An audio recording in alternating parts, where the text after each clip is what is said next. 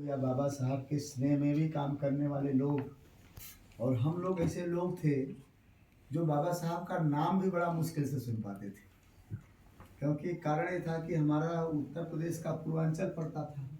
बाबा साहब का आंदोलन मूवमेंट ज़्यादातर अगर उत्तर प्रदेश में भी अगर हम कहें लास्ट जहाँ तक गई तो आगरा तक ही गई, उसके आगे तो बाबा साहब नहीं जा पाए।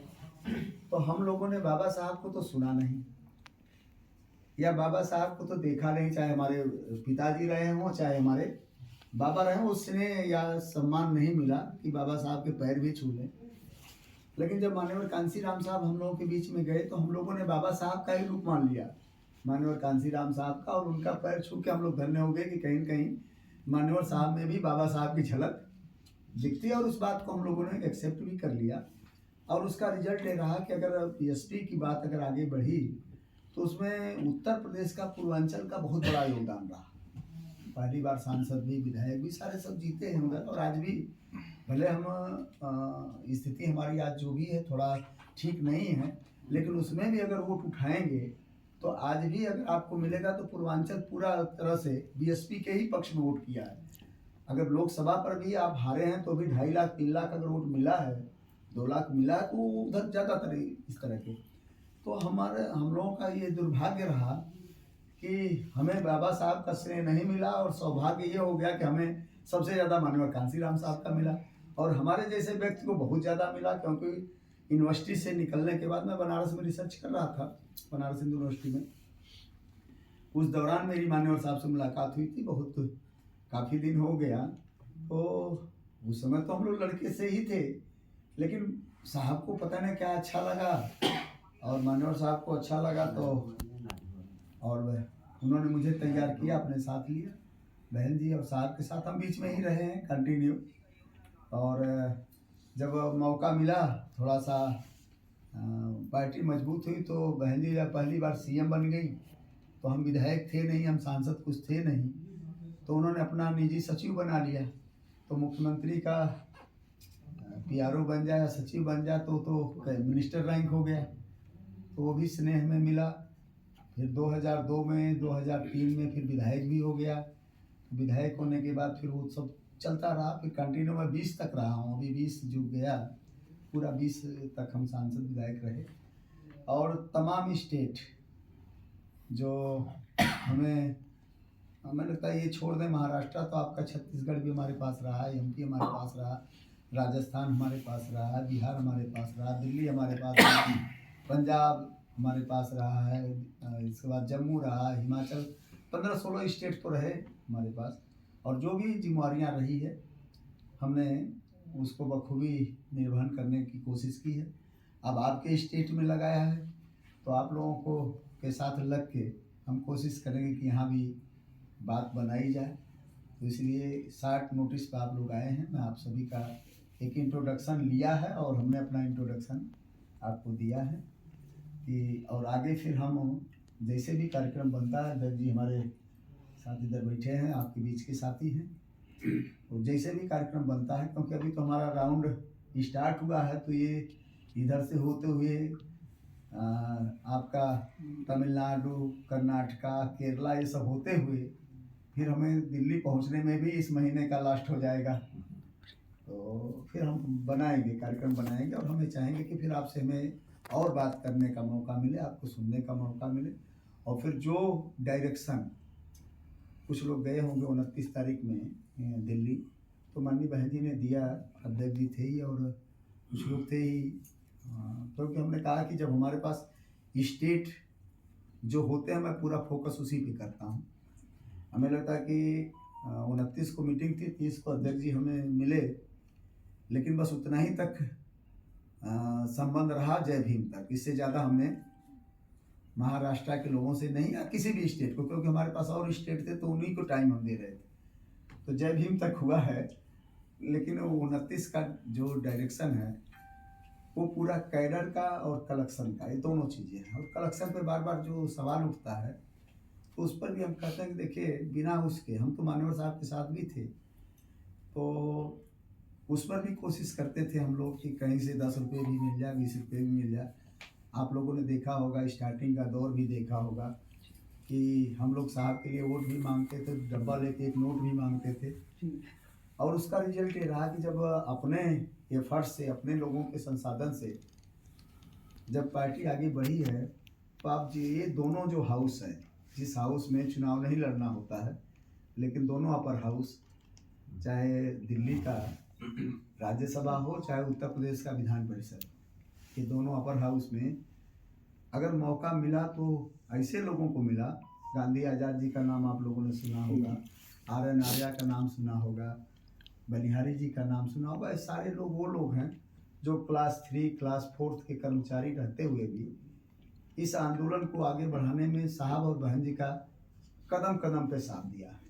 सारे एफर्ट, सारे कोशिश, तन मन धन तीनों लगा के पार्टी को जब आगे बढ़ाया, तो जब पार्टी आगे बढ़ी तो उसमें जब मौका मिला तो उस मौके पे बहन जी ने भी उन लोगों को नहीं भूला जो लोग ज़मीनी स्तर पे संघर्ष कर रहे थे, तो उनको मौका मिला। अगर ये किसी और के सहयोग से अगर पार्टी आगे बढ़ी होती तो शायद राज्यसभा में मेरे जैसे व्यक्ति को जाने का मौका नहीं मिलता, तब वो उसको मिलता।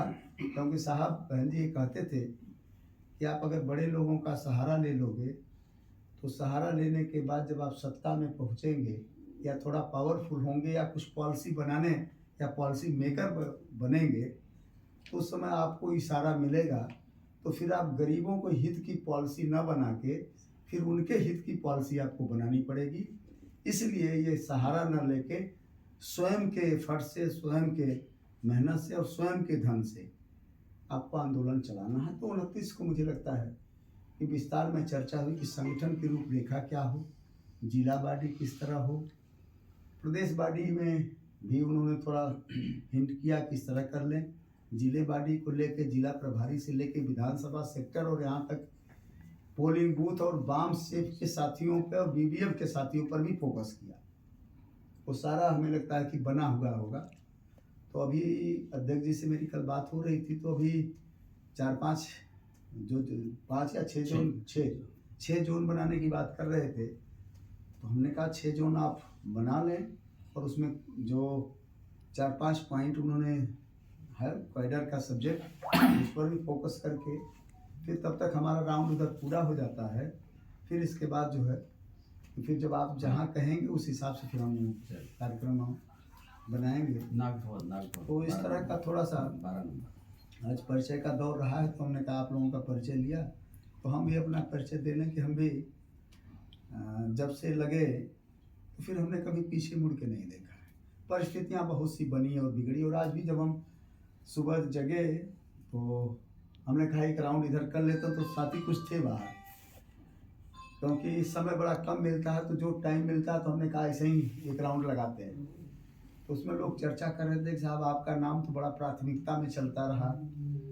हमने कहा भाई देखो नेता का काम है, किसका चल रहा है किसका नहीं चल रहा, इस पर कोई गौर ही मत करो, बस नेता के डायरेक्शन और आदेश का इंतजार करो, बाकी चीज़ें छोड़ दो नेता के ऊपर। हमें जो करना है, जो हमें गाइडलाइन मिल रही, हमें उसी पे फोकस कर देना। तो इसलिए मैं इतना जरूर कहूँगा कि आंदोलन किसी व्यक्ति विशेष का नहीं है, ये आंदोलन आप सभी लोगों का है। इसलिए अध्यक्ष तो एक सिस्टम है, सिस्टम के पार्ट्स, हम व्यक्ति नहीं हैं, हम केवल राजा राम नहीं हैं, हम एक बीएसपी के सिस्टम के पार्ट्स बन के आज आपके बीच में आए। अगर नागपुर का जो घटनाक्रम रहा जो हम लोगों ने देखा, वो किसी व्यक्ति पे अटैक नहीं था, उसमें किसी व्यक्ति की छवि धूमिल नहीं हुई है, वो बीएसपी के एक सिस्टम की पे तमाचा था। हम कहते हो सकता है कि हमारे कार्यप्रणाली से आप संतुष्ट ना हो। हमने मान्यवर साहब से पूछा था शुरू में, हमने कहा आपने कुछ तो जानते नहीं थे, तो साहब ने कहा तभी देखो,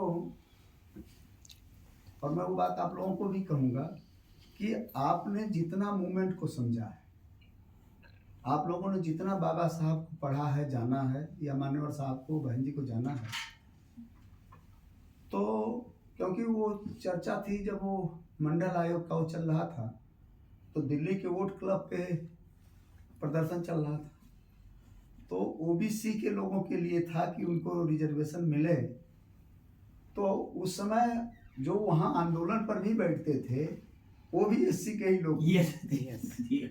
और हमारे लोग क्या करते थे, पैसे होते नहीं थे तो दिल्ली के झुग्गियों में जाते थे, तो वहाँ से वो लोग मांगते थे, भाई हमारे लोगों के पास भी पैसे नहीं थे, तो झुग्गी झोपड़ी में जो क्या बोलते हैं आप लोग उसको, इधर झोपड़पट्टी में जब जाते थे तो उनके पास पैसे नहीं होते थे, तो कोई आटा दे देता था, कोई चावल दे देता था, कोई दाल दे देता था, कोई आलू दे देता था उसी में, तो उसको ले आते थे। तो जितने वहाँ पे धरने पे बैठे थे, आंदोलन कर रहे थे, उनके लिए निकाल देते थे थोड़ा सा, बाकी जो बचता था उसको बेच देते थे, तो उससे कुछ पैसे आ जाते थे, तो उस धन से फिर तेल आ जाता था, लकड़ी आ जाती थी, मसाले आ जाते थे, तो वहाँ पे वो बनता था, फिर उन लोगों को खाना ना, इस तरह का था वो। तो एक वाकया था मुझे वही कहा, थोड़ा मौसम की वजह से थोड़ा प्रॉब्लम है गले में, लेकिन कल दवा से बहुत असर है। तो वहाँ पे हमारे लोग कुछ आंदोलन के लिए साहब के आदेश पे गए, तो वहाँ ओबीसी के लोगों ने, क्योंकि वो गुमराह हो गए। आप लोग अगर बाबा साहब को जानते हैं तो वो भी जानते हो कि जो कमीशन आया तो उस समय बाबा साहब के साथ भी तो यही हुआ कि तमाम ओबीसी के लोगों ने बाबा साहब का साथ इसलिए नहीं दिया कि गुमराह हो गए। तो उस समय भी जब ये आंदोलन चल रहा था तो यही स्थिति बनी, तो कई जगह हमारे उन लोगों के ऊपर पथराव हो गया। और पथराव कौन लोगों ने किया? जो ओबीसी के लोग थे। तो वो लोग बड़े दुखी हुए, तो वो लोग बड़े दुखी हो गए। एक मिनट, अभी बात को खत्म हो जाए तो पढ़ लेता हूँ जी। हाँ, तो जब वो लोग दुखी हो गए तो मान्यवर साहब के पास गए। किसी को चोट लगी थी, पट्टी बंधी हुई थी, तो उन लोगों ने बड़े दुखी होकर साहब से कहा कि मान्यवर साहब, हम इस आंदोलन को नहीं चला पाएंगे। उन्होंने कहा, भाई क्यों नहीं चला पाओगे? उन्होंने कहा, साहब हम दलित के लिए तो कुछ मांग नहीं रहे, हमारी तो मांग ही है कि ओबीसी को भी रिजर्वेशन मिलना चाहिए या मंडल आयोग की रिपोर्ट लागू होनी चाहिए। लेकिन वही लोग हमारा साथ देने की बजाय हमारे ऊपर पत्थर बरसा रहे हैं। तो साहब ने कहा, भाई बात तो आपकी ठीक है, लेकिन आपने कभी ये सोचा कि वो लोग पत्थर क्यों मार रहे हैं? वो इसलिए पत्थर आपके ऊपर फेंके हैं, मारे हैं, क्योंकि आपने बाबा साहब के संघर्षों का फायदा तो लिया। कई एससी को रिजर्वेशन मिला, चाहे शिक्षा के क्षेत्र में गए, नौकरी के क्षेत्र में गए, जिंदगी क्या हुआ, कई क्षेत्रों में आप लोग आगे बढ़े। तो बाबा साहब ने इसलिए संघर्ष थोड़ा नहीं किया था कि आप अच्छी नौकरी कर लो, अच्छी शिक्षा, अच्छी नौकरी और अच्छा परिवार, इसके लिए नहीं। उन्होंने कहा था कि हमारे इस संघर्ष के बाद जब आप लोग शिक्षा प्राप्त करेंगे, नौकरी में जाएंगे, तो इस आंदोलन को आगे बढ़ाएंगे और अपने भाइयों को तैयार करेंगे जो भाई हमसे दूर है। तो आप लोगों ने क्यों नहीं किया? जब आप लोगों ने नहीं ये काम किया तो जो भाई आपका पत्थर बरसा रहा है, आपकी जिम्मेदारी थी कि उसको तैयार करो। अगर आपने नहीं तैयार किया तो अज्ञानता के कारण उसने पत्थर बरसाया, तो ये आपकी जिम्मेदारी होती कि आप उस आंदोलन को चलाओ। और मैं भी आप लोगों से यही सिखाता हूँ। हमें भी साहब ने ये कहा कि अगर सामने वाला आपको रिप्लाई करता है, जैसे होता है ना कि अभी कोई हमें रिप्लाई ऐसा कर देता है कि रूखा सा लगता है, बड़ा बोल, मतलब उस तरह लग जाता है, तो साहब ने कहा ये मान के चलो कि आपका अगर भाई इस तरह का कोई रिप्लाई करता है तो ये मानो कि उसने आंदोलन को आप जितना नहीं समझा, भाई इस मूवमेंट को आप उससे ज्यादा समझे हैं, और जो आपको थोड़ा रूखे में रिप्लाई कर रहा है या रूखा शब्द बोल रहा है, तो ये मान के चलो कि वह व्यक्ति इस आंदोलन को उतना नहीं समझा, तो इसलिए आप उसी वे में उसका रिप्लाई मत करना। अगर आपने उसी वे में रिप्लाई कर लिया तो उसके में और आप में कोई अंतर नहीं होगा। इसलिए मेरा कहने का ये है कि कभी आप लोगों को भी ऐसी सिचुएशन का सामना करना पड़े कि सामने वाला आपको रूखा शब्द बोलता है या कुछ ऐसे शब्द बोलता है, तो आप बड़ा पदाधिकारी या बड़ा ये मान के, पदाधिकारी तो नहीं हम कहेंगे, ये माने कि बाबा साहब का सबसे बड़ा सिपाही होने के नाते या मानवर साहब बहनी का सिपाही होने के नाते उसको उसी वे में जवाब ना देके बल्कि उसको मिशन और कैडर समझाएंगे तो मुझे लगता है आगे से फिर वैसे रिप्लाई आपका नहीं करेगा। ये भाव आप लोगों के अंदर होने चाहिए। इसलिए मैंने कहा कि बहुत सी चीज़ें हैं, अगर आपको लगता है कि हमें बात करनी चाहिए तो बात से रास्ता बनता है। हमने कहा सिस्टम है ये कितने कोऑर्डिनेटर आपके यहाँ आए होंगे भाई, आए और गए, राजा राम आए हैं ये भी जाएंगे, लेकिन कोऑर्डिनेटर तो कोऑर्डिनेटर है, एक पार्टी का पार्ट है सिस्टम। तो सिस्टम पे अटैक मत करना। आपको कभी व्यक्ति पे अटैक हो सकता है, लेकिन वो भी अटैक का एक प्लेस है। आप बैठ के बात करिए कि साहब आपकी पॉलिसी ये मेरी समझ में नहीं आई, आपकी नीतियाँ समझ में नहीं आई साहब, इसमें बदलाव हो सकता है। तो अगर पॉलिसी हमारी सेंटर की है तो हम भी उस पॉलिसी को लेके जाके अगर हम समझ में हो गए, कन्विंस हो गए, तो हम अपने नेता से उस पॉलिसी पर चर्चा करेंगे। तो ये तो एक सुटेबल रास्ता है। लेकिन आप कहो कि हम ही जज हैं, हम ही सारा कुछ, हम ही फैसले करते हैं ऑन स्पॉट, तो वो ठीक नहीं होता है। इसलिए आप लोग इस बात का ध्यान रखें कि सिस्टम पे अगर लगता है कि सिस्टम ठीक नहीं है तो बैठ के बात करना है। लेकिन इस तरह का जो मैसेज था, हमने कहा वो मैसेज अच्छा नहीं था, क्योंकि उसमें कहीं न कहीं हम भी घेरे में आएंगे। हम जब कहीं जाते हैं, ट्रेन में हों, एयरपोर्ट पे हों, तो दूसरे दल के लोग जो हमारे मूवमेंट को नहीं जानते, वो केवल इतना व्यक्ति को भी नहीं जानते, वो व्यक्ति को भी नहीं जानते कि इसके साथ क्या हुआ। वो तो बस इतना कहते हैं कि साहब बीएसपी के साथ वहाँ क्या हो गया। तो कहीं न कहीं ये लगता है कि बीएसपी का जो लीडर है, बीएसपी का जो कार्यकर्ता है, अगर ये सिचुएशन उसके साथ क्रिएट हुई तो अच्छे लोग नहीं है। उसका कहने का आशा ये होता है जबकि हमारी पार्टी को नहीं जानता। तो इसलिए मैंने कहा एक चीज जो आप मैसेज दे देते हैं, वो बीएसपी के अलावा भी ऐसे प्लेटफॉर्म पे तमाम लोग चर्चा करते हैं, तो वहाँ व्यक्ति नहीं हो जाता, बस कोऑर्डिनेटर हो जाता है। कोऑर्डिनेटर में हम भी आ जाते हैं। तो इसलिए ये सब चीज़ें थोड़ा सा, आप लोग बुद्धिजीवी लोग हो और हम तो आप लोगों को ज़्यादा बुद्धिजीवी इसलिए मानते हैं कि बाबा साहब का भी स्नेह आप लोगों को सबसे ज़्यादा मिला है, माननीय कांसी राम साहब का भी ना, बहन जी का भी मिला है। हम लोगों को तो बाबा साहब को समझ ही नहीं पाए, पढ़ ही नहीं पाए, जान ही नहीं पाए, देख ही नहीं पाए, लेकिन मान्यवर साहब और बहन जी का बहुत स्नेह मिला। तो उसके तहत हम इतना ही कहेंगे कि आंदोलन किसी व्यक्ति विशेष का नहीं है, ये आंदोलन आप सभी लोगों का है।